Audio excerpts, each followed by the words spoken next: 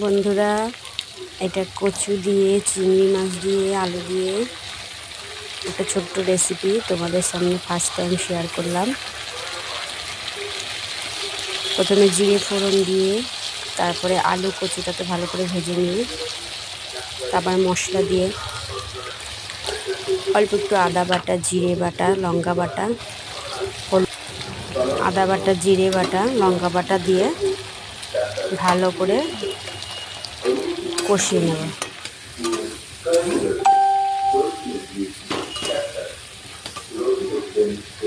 কষিয়ে নেওয়ার পর অল্প চিংড়ি মাছগুলো দিয়ে দিলাম, আবার একটু ভালো করে কষিয়ে নেব।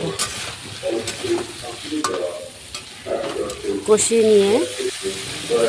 নিয়ে এরপর জল দিয়ে দেবো।